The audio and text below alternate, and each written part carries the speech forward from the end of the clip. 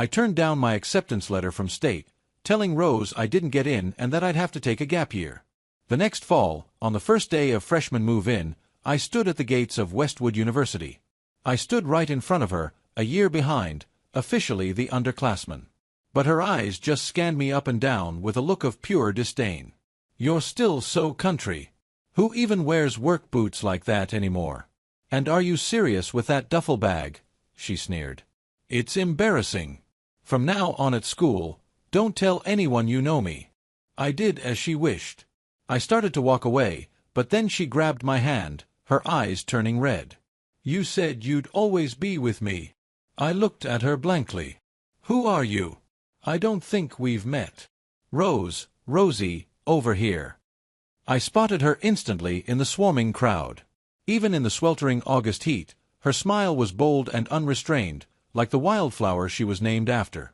I waved both arms, but her smile froze on her face. On the whole bus ride here, I'd imagined 100 different versions of our reunion. This wasn't one of them. "How did you get into Westwood?" She grabbed my arm and pulled me away from the crowd, finding a secluded corner behind a registration tent. Her voice was sharp with irritation. The moment she saw me, her mood had soured. "Rosie, aren't you happy to see me?" I clutched the acceptance letter in my pocket, my lips pressed into a thin line, completely at a loss. "It's move-in day. Why are you dressed like that? It's 2025. Who wears an old flannel shirt and work boots? And couldn't you have bought a suitcase? Did you really think hauling that beat-up duffel bag around would look good?" The contempt on her face was undisguised, the disgust practically spilling from her eyes. "Just standing next to you is embarrassing at school. You're not to tell anyone you know me." I stared at her familiar face, but it felt like I was looking at a stranger. The perfect makeup, the bright red lipstick, the crop top that barely covered her stomach, the denim shorts so frayed they showed glimpses of her thighs. It had only been a year, but she was a completely different person, and it seemed she'd forgotten a lot of things. She forgot that these boots were the last gift from her grandpa, the one she once swore she'd wear forever because they reminded her of home. She forgot what she told me a year ago when she left Clear Creek, her eyes blurry with tears. "Caleb, what am I going to do without you? Please, you have to come be with me." She forgot the look on her face when I tore up my acceptance letter to Ohio State and told her I didn't get in, that I was taking a gap year. She was so happy then, telling me she'd wait for me. Inside the duffel bag, she found something so repulsive, a jar of her Nana's famous apple butter, her absolute favorite, and a hand-stitched quilt Nana had spent all winter making for her dorm bed. I didn't take them out. I had a feeling she wouldn't need them anymore. "Rose, is that a friend of yours?" People were constantly walking by, waving hello to her. She forced a tight smile for each of them, explaining, "He's a freshman this year. Looked like he was from out in the sticks, so I figured I'd show him the ropes." It was true. Standing next to her now, I looked completely out of place. "Wow, Rose, you're still as two-faced as ever, aren't you?" A new voice cut in. "That's not what you were saying to the new kid a second ago. The hypocrisy is just chef's kiss." A girl rounded the corner of the walkway and stopped in front of us. Rose's face flushed a deep crimson. "Chloe, what the hell are you talking about? You're just jealous that people actually like me. If you're so fond of this hick, you can have him." Rose shot a contemptuous look between me and the new girl, then stormed off. "Ha ha. Wow. Struck a nerve," the girl laughed. What was so funny about any of this? I couldn't figure out what went on in these people's heads. "Hey, I'm Chloe Jang," she said, her smile bright and confident as she extended a hand. "Rose's mortal enemy. I'm Caleb Shaw. Rose's." I reached out to shake her hand, but hesitated. I didn't know what to call myself anymore. Her childhood friend, the boyfriend I'd wrongly assumed I was, or just some guy from her hometown she used to know. Chloe smiled knowingly and didn't press. She just grabbed my hand and slung an arm around my shoulder. "Well, we're friends now. You need anything, you call me." I thought she genuinely wanted to be friends. It wasn't until later that I realized she was just using me, too. I was just a pawn in her rivalry with Rose. "Caleb, get to the quad now. Rose is fighting with someone." I was in the library studying when Chloe called. It had been over a month since move-in day, and even though we were at the same school, I hadn't seen Rose once. I'd heard plenty about her, though. She was a big name on campus. One day, she was leaving a love letter for the basketball team captain. The next, she was bringing him a home-packed lunch. The day after, she was dedicating a song to him on the campus radio station. I'd grown numb to it. But a physical fight? That was serious, and it could get her in real trouble. Besides, before I left, her Nana had made me promise I'd look out for her. I paused, then quickly packed my things and bolted for the quad. It wasn't what I expected. The scene was clearly set for a grand romantic gesture. Roses and candles were arranged in a giant heart. Rose stood in the middle of it, wearing a flowing red dress and holding a bouquet of brilliant red roses. She was smiling, looking right in my direction. My heart started pounding, a heavy, frantic rhythm against my ribs. A hot flush crept up my neck. Is she about to confess to me? The rose is passionate and persistent, just like my love for you. She held the bouquet and walked slowly toward me, smiling with every step. As she took the final step, I moved forward, reaching out my hand, ready to accept her love. But her gaze drifted past me to someone standing right behind me. Her smile widened. You really know how to make me wait. A deep male voice rumbled from behind.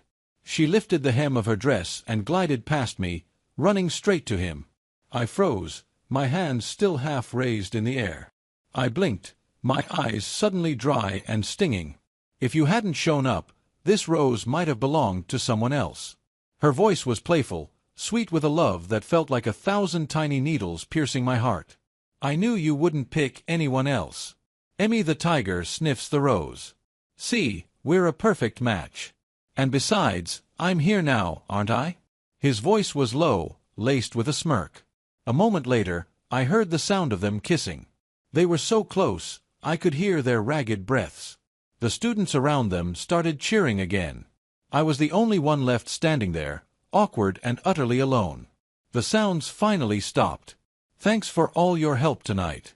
Everyone, I finally got my man. The perfect love story had reached its happy ending. The only sacrifice was me, the prop. Caleb, I've been looking all over for you. What are you doing here? Chloe appeared at my side, her hand gently taking mine, which was still dangling uselessly in the air. She saved me. I let her lead me away. Looking back, I saw Rose wrapped in a tight embrace with a guy with loud dyed red hair and an unlit cigarette dangling from his lips. He radiated a kind of lazy bad boy energy. So this was the campus heartthrob, the one Rose had been chasing for over a year. Rose leaned into his chest, her smile ecstatic, but her eyes, when they met mine, were fixed on my hand holding Chloe's, and her look was venomous. Congratulations, Rose. A year of chasing and you finally landed our BMOC, Chloe announced, raising our intertwined hands for everyone to see. And congratulations to me, too. Looks like I finally found someone I like. The smiles on the other two faces faltered. Rose's expression darkened with annoyance. Ryder's eyes flashed for a second before returning to a cool indifference. I was stunned, instinctively trying to pull my hand back, but Chloe held on tight. She didn't linger, just turned and pulled me away. Once we were far from the crowd, she let go of my hand, her whole body slumping. She forced a weak smile. Okay, so I helped you out back there. How are you going to repay me? I just stared at her, silent. She paced back and forth, running a hand through her hair in frustration, before stopping in front of me again. She dropped her shoulders, her voice losing its edge. Okay, fine. I admit it. That was my fault. I'm sorry. I overheard Rose planning this big confession tonight. I figured if you were there, you'd ruin it for her. I didn't think she'd actually use you as a prop. She's so shameless. She has a guy who's been in love with her forever, and she's still chasing after someone else, trying to have it both ways. She kept rambling, a torrent of words so different from the cool, confident girl I'd met before. You like Ryder, don't you? I cut her off. She looked up, startled, her mouth slightly gaped. The question caught her so off guard that the truth slipped out. How did you know? I don't want to be part of your drama, I said, my voice tired. Don't look for me again. Rose, She's just a girl from my hometown who I like. It has nothing to do with me. It was late. I was exhausted and just wanted to go back to my dorm. But before I could leave, Chloe was back at my side, her energy renewed. Don't you want to make them mad?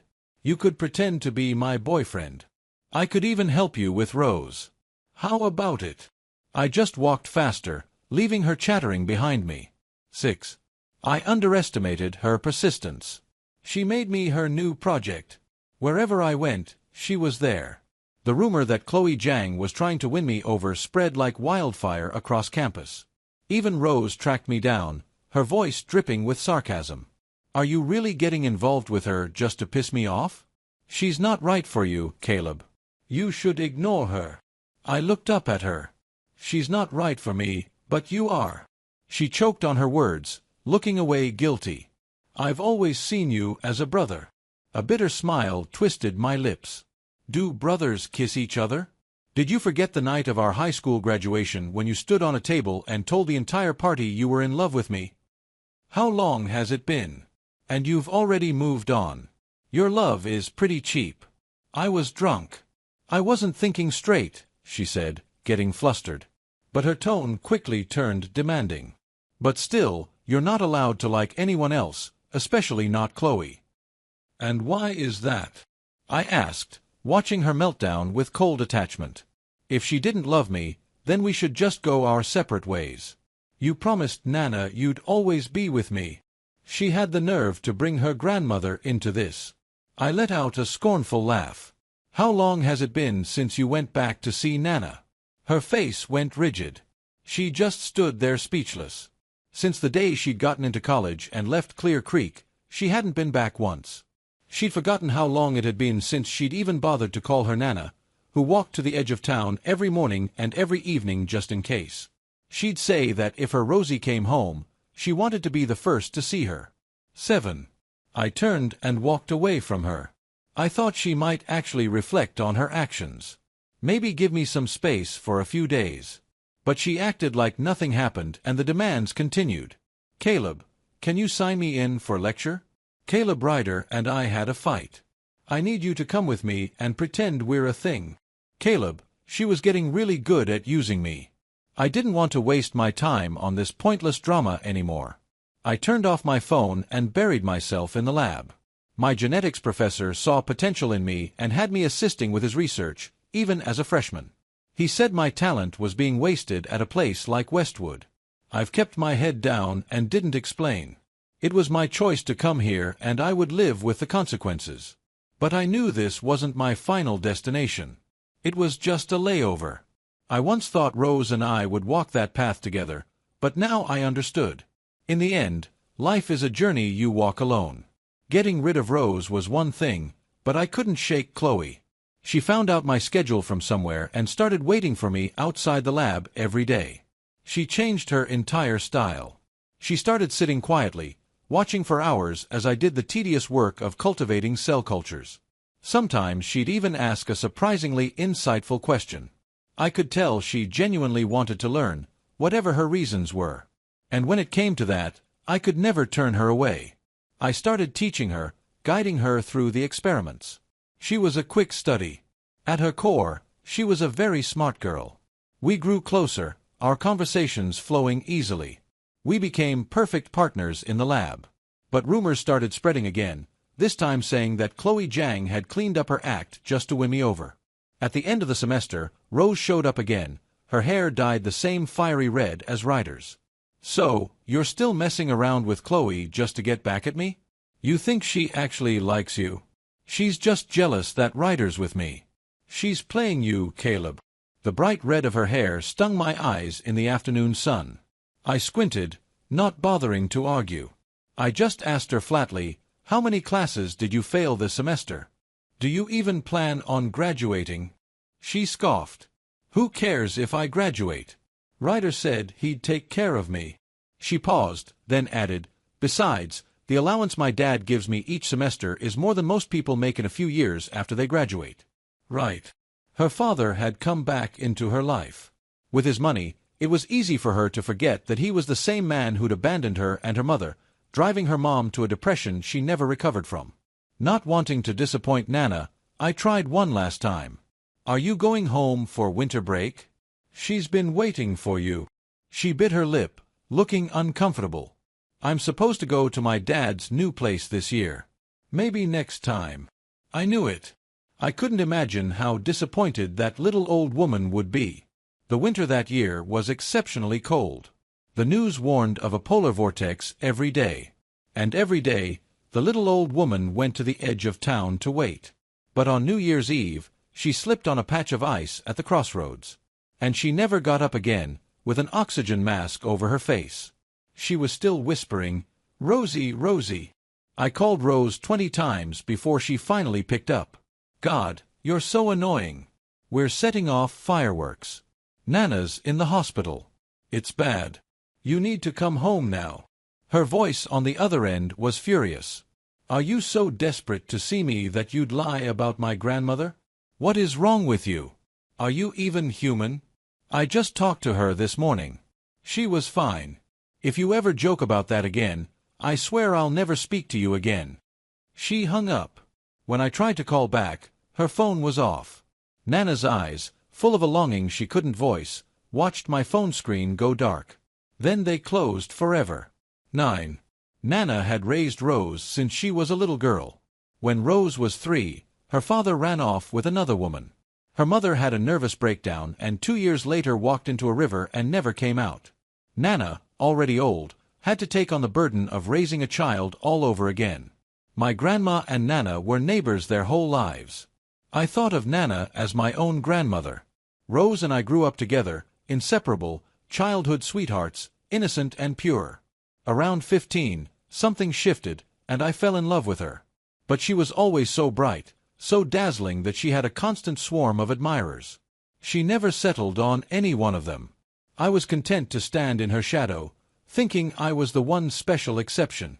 She used to say she had to get into a good college to take control of her future and make the man who abandoned her regret it.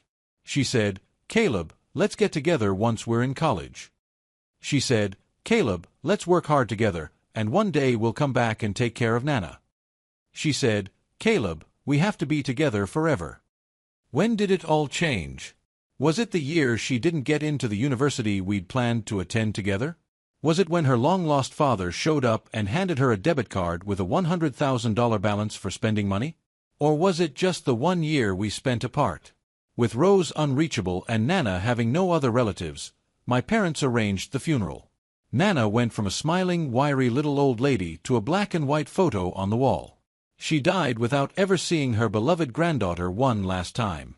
When a new semester started, Rose showed up in a bright red puffer jacket, looking festive and cheerful.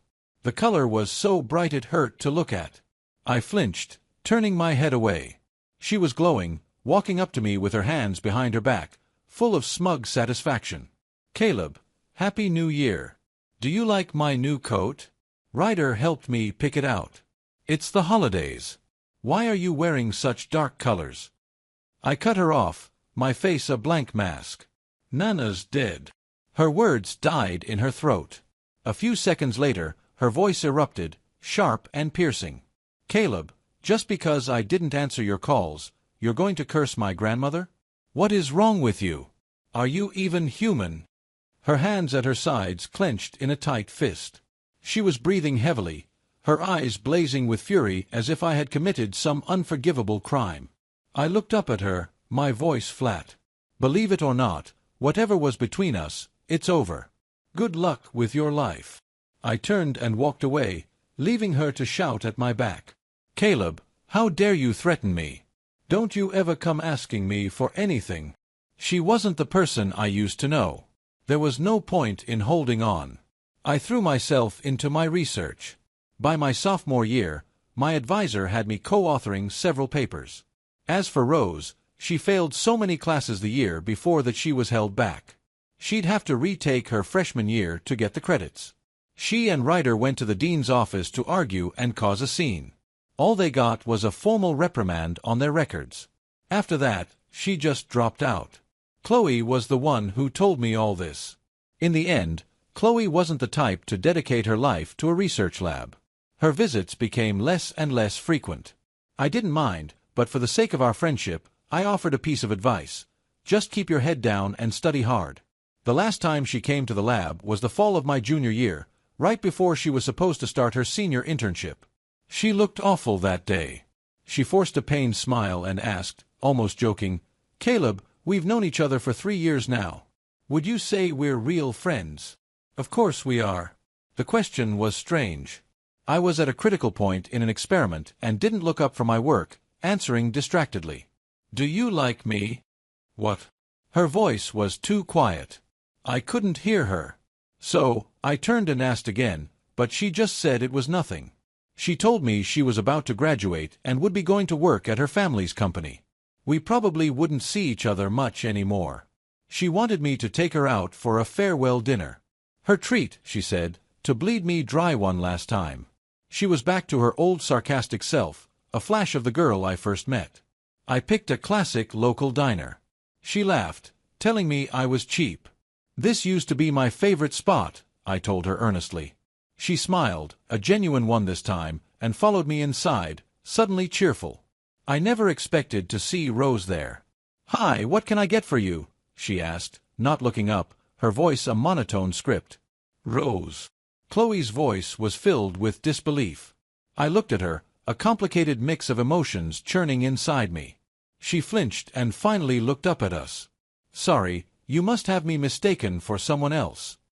She turned to leave, but I grabbed her arm.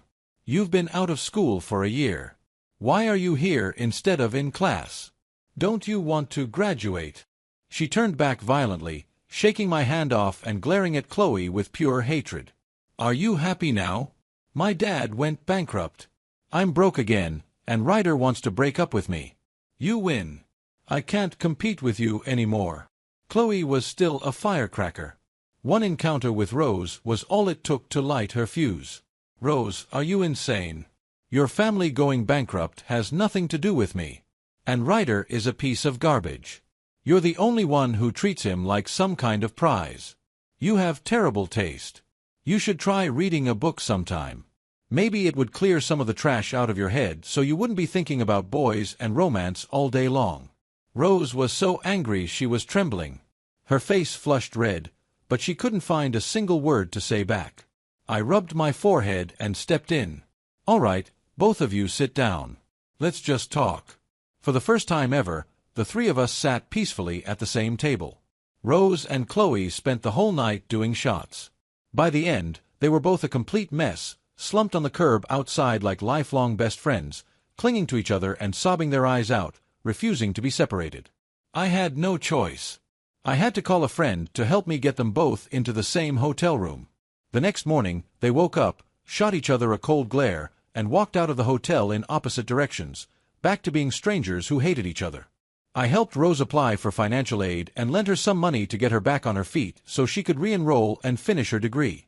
She actually listened for once and went back to class. But she'd missed so much that she had to start over as a sophomore. She was a year below me now, my underclassman. The peace didn't last long. One day, she showed up and dropped a stack of cash on my desk. She said she was paying me back with interest. I asked her where she got the money. She looked smug. She and Ryder were back together. She was back to being the bold, unrestrained Rose. She started skipping classes again, failing her courses. She was always running off campus, sometimes not even coming back to her dorm at night. I said nothing. This time, I didn't intervene. She's an adult, I told myself. She has to be responsible for her own choices. The first semester of my senior year, I started preparing for the GREs and grad school applications. I was so busy I'd almost forgotten about the girl from my hometown. So, when her name flashed on my phone, I was stunned. It had been a long time.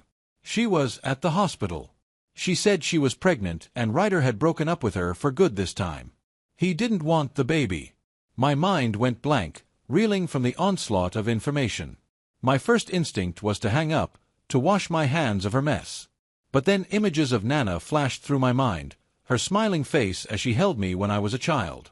I sighed a long, deep breath and went to the hospital. When I got there, She was sitting alone on a chair outside the OB/GYN clinic, her head bowed low. I sighed again and walked over to her. She heard my footsteps and looked up. She was a wreck, drained, haggard, her eyes swollen from crying. The proud, defiant girl from a few weeks ago was gone. Seeing me, she started crying again. Ryder and I broke up for real this time. He doesn't even want our baby. He's getting engaged to Chloe Jiang. It's always Chloe. She always has to take everything from me, she spat, her face a mask of bitter resentment. What's your plan now? I asked, feeling helpless. I'm going to have this baby. Once he sees the baby, Ryder will definitely come back to me. I took a deep breath, grinding my back teeth together to keep from yelling, watching her cling to this delusion. I wanted to turn around and walk away. But then I remembered Nana on her deathbed, clutching my hand, whispering Rose's name over and over. I closed my eyes, forced the anger down, and spoke calmly. Does Ryder know? What did he say? I told him. He denies it. He told me to get an abortion, but I want to have it. I'll get a DNA test. Then he won't be able to deny it.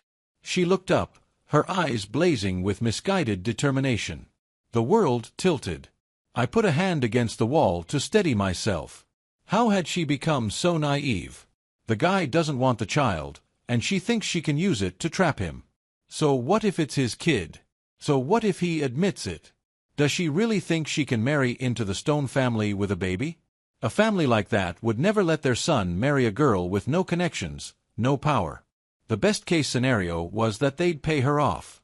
In the end, the only ones who would suffer would be Rose and the child who would be born without a father. I looked at her, my jaw tight, and asked one more time, Are you sure you want to have this child? His family will never acknowledge a baby that comes from nowhere, and you on your own are not equipped to raise a child by yourself. What will you do? She broke down completely, burying her face in her hands and sobbing. Then what do? I don't want to get rid of my baby. I rubbed the bridge of my nose, my voice strained. Let's go. We'll find him and get a straight answer. Rose led me to a bar downtown. He was sprawled in a corner booth, a girl on each arm, looking perfectly at ease. His friends were all doing the same, birds of a feather. When Rose saw the girls draped all over him, she started shaking with rage. When Ryder saw Rose, his brow furrowed in annoyance. He waved the girls away. What are you doing here again? Didn't we break up? How many times do I have to tell you we don't work? Don't you get it? He said coldly, his voice dripping with scorn. Ryder, I'm pregnant with your child. You can't do this to me. You said it yourself, the tiger in a rose. We were meant to be. You said you love me. That's why you were with me. Her eyes were red, her voice trembling as she looked at him, utterly heartbroken. I had to turn away. I couldn't watch this train wreck. Of course, Ryder was a bastard. Who knows whose kid that is? Don't pin it on me. It was just a line. Sweetheart, you actually believed it. Haha, you're so naive. You're the one who threw yourself at me. I wasn't going to turn down a freebie. Was I, boys? He jeered, turning to his friends for a laugh. You're the only person I've ever been with. Rose swayed on her feet, her voice full of disbelief. She couldn't accept that the person she loved was this cruel stranger. Oh yeah. What about him? He gestured lazily at me with his chin, a smirk on his face. Isn't he your little side piece? You've known him for years, and now you have the gall to bring him here. Ryder! I clenched my fists, about to lunge at him, when a familiar voice stopped me. Caleb isn't like that. Someone pushed the door open. I turned. It was Chloe. What are you doing here? The three of us, Ryder, Rose, and I, all spoke at once. Ryder looked flustered. Rose looked furious. I was just confused. Caleb, long time no see, she said, tilting her head and giving me a brilliant smile. She had changed. She seemed calmer, more grounded. Nothing like the brash, impulsive girl I first met. How far are you going to let this go? She asked, turning her cool gaze on Ryder. At the sight of Chloe, Ryder cleared the room. Soon it was just the four of us. The bar was suddenly silent. Rose was the first to speak, pointing an accusing finger at Chloe. "I knew it. You're the reason Ryder broke up with me." Chloe sidestepped her finger, looking at her with something like pity. "It wouldn't have mattered if it was me or someone else. You and Ryder were never going to work, and his family is not for you." "But you are," Rose shrieked. "Huh. I wish I wasn't," Chloe said with a sad smile. Her eyes, filled with a deep melancholy, seemed to flick toward me for a fraction of a second. Before I could be sure, she had turned back to Ryder. "Uncle Stone asked me to give you a message. He said, you can play around all you want, but you're not to tarnish the Jang or Stone family names. So, are you going to handle this, or should I?"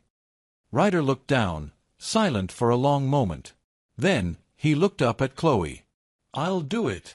Chloe let out a breath of relief, then smiled at me. "Caleb, let's go for a walk." I glanced at Rose, then at Ryder, who was now sitting with his head in his hands. I unclenched my fists, nodded, and followed her out. We found a nearby park. Chloe walked quietly behind me, playfully hopping from one foot to the other, trying to step on my shadow. For a moment, it felt like she was truly herself. "I'm actually pretty jealous of Rose," she said suddenly, catching me completely off guard. I stopped and turned to face her. "Why? You have a loving family. You're wealthy. How could she compare to you?" I didn't understand.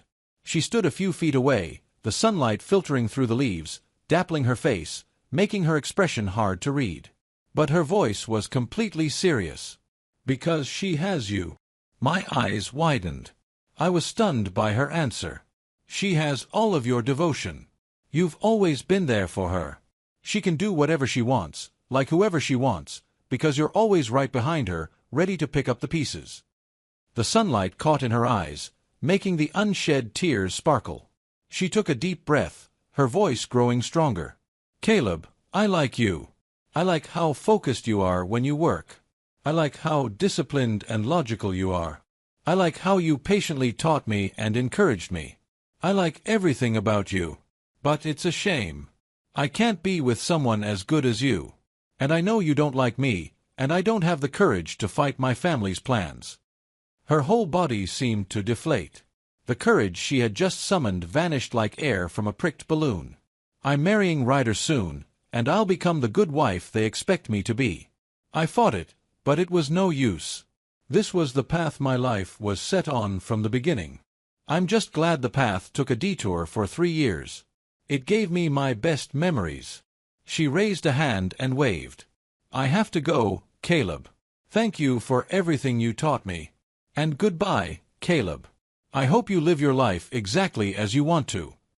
She turned and walked away, not waiting for a reply. I spoke softly to her retreating back. "You too, Chloe. I hope you find happiness and freedom always." It wasn't until her silhouette disappeared that I came back to myself. I realized then that Rose had been standing on another path, watching. I had no idea how long she'd been there or how much she'd heard. I rubbed my forehead. I still had this mess to deal with. But before I could say anything, she spoke first. "So, Chloe was really in love with you. Looking at it now, I guess her life isn't so easy either." I was taken aback, but I didn't engage. I just walked over to her side and asked, "So, did you two talk things out?" Her eyes were red and swollen. She had clearly been crying, but she seemed calmer now. She lifted her head and spoke, each word deliberate and firm. "Chloe was right. Ryder is trash. He offered me a lot of money to get an abortion, to forget him and start over. I said, no, I can give up on him, but I can't give up on my child. The thing I hate most in this world is someone who abandons their own kids. I will not become my parents. He wants a DNA test. He said if it's his, he'll give me a one-time payment of $500,000, and then he and the baby are to have no connection to him ever again. We're never to show our faces to him. And you're just going to let him humiliate you like that?" I snapped. "The baby will need money. I'm not going to turn down the money." She looked down, gently touching her still flat stomach, and a softness came over her face. My anger suddenly fizzled out. I rested my forehead in my hand, defeated. "What about school? What about your future?" She looked up, her eyes clear. "I'm going to drop out. I'll have the baby first, and I'll figure out the future later. College isn't the only path in life. I know I can do this." I fell silent. I didn't understand her choice, but I respected it. In the end, everyone has to live with their own decisions. I just hope that 10 years from now, she won't regret it. "I miss Nana," she said, her eyes shining, a happy smile spreading across her face. "I'm going to go home to her." She still didn't believe me. She didn't believe Nana was gone. Seeing her so excited, I couldn't bring myself to say the words. She'd just been through so much. Let her have one more day of peace. Besides, she wouldn't believe me even if I told her. It was better for her to see for herself. I helped her with the withdrawal paperwork at the university, took a few days off, and drove her back home to Clear Creek. Rose was back in the town where she grew up, but there was no one waiting for her at the crossroads anymore. She walked into her old house and saw the black and white portrait of Nana hanging on the wall. She went wild, trying to rip the photo down. I stopped her, telling her calmly that Nana had been gone for a long time, that she shouldn't disturb her peace. She refused to believe it, that her grandmother, the person she was closest to in the world, was gone. She covered her ears and shook her head, struggling against my grip. "I don't believe a word of it." Her eyes were wild as she searched the small house for the little old woman. "Nana's just mad at me for not coming home. She must be hiding somewhere, trying to teach me a lesson, watching her descend into madness." I saw I had no other choice. I took her to Nana's grave and showed her the death certificate. Lucille Vance, female, born February 3, 1935. Deceased January 1, 2010, 1 a.m. age 74. That day was New Year's Day. The night Nana died, Rose had been with Ryder celebrating, setting off fireworks. The night I called her dozens of times, and she never picked up. The color drained from her face as if all the blood had been sucked out of her, leaving only a shell of disbelief. So that was Nana's last day. I didn't even get to see her one last time. The night she died, I was setting off fireworks. That winter, while I should have been in mourning, I was wearing bright red. She collapsed. I was expecting it. I caught her and carried her to the car, taking her to the local clinic. When she woke up, her eyes were empty. She just stared at the ceiling, silent tears streaming down her face. If you want to keep the baby in your belly, you need to pull yourself together. I stood by her bed, looking down at her. Her eyes finally moved. The doctor said, "You're not in a good state. It's not a healthy situation to bring a child into." I relayed, telling her the plain truth. The tears flowed faster. She turned her head to look at me. "Caleb, you're all I have left." I sighed. "Rose, after everything that's happened, don't you get it? The only person you can rely on is yourself. Every step you take, the only thing left behind you are your own footprints. Get back on your feet." I miss the old Rose, the one who wanted to be the master of her own destiny. Not this broken person who only knows how to cling to others. And you need to think hard about this baby. Are you capable of giving her a good life? Of raising her to be an independent person? She was quiet for a long time.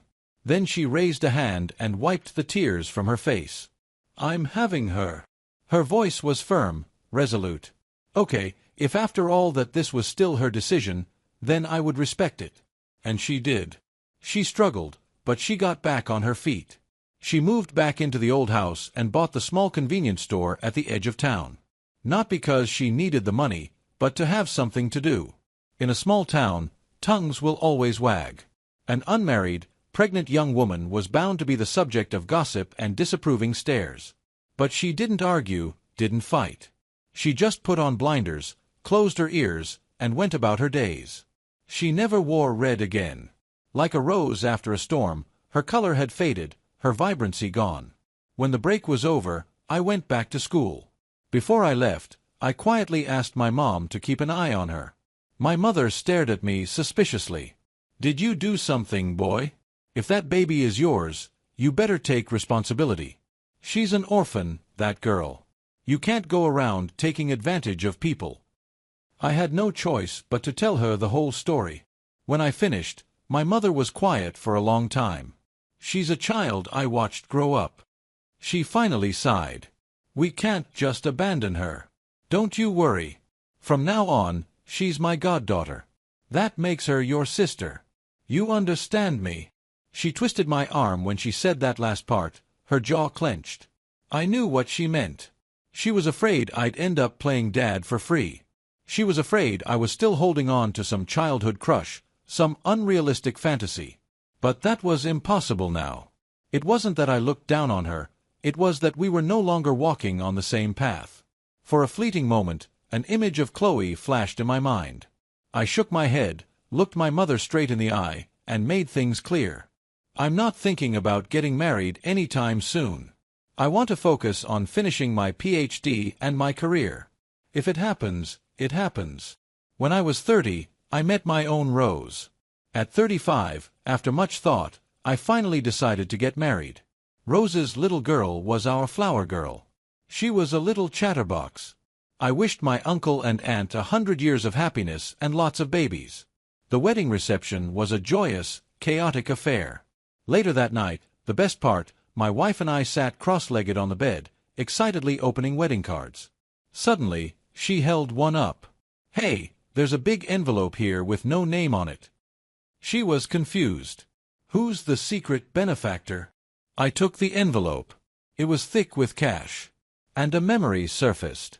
That night at the diner, the three of us together, Rose and Chloe, drunk and miserable, half crying, half screaming. Chloe had buried her face in my shoulder, her hot tears soaking through my shirt. I'm getting married, and it's a damn shame the groom isn't you. I won't come to your wedding, but I promise I'll send you the biggest damn wedding gift you've ever seen. After she sobered up, she never mentioned it again.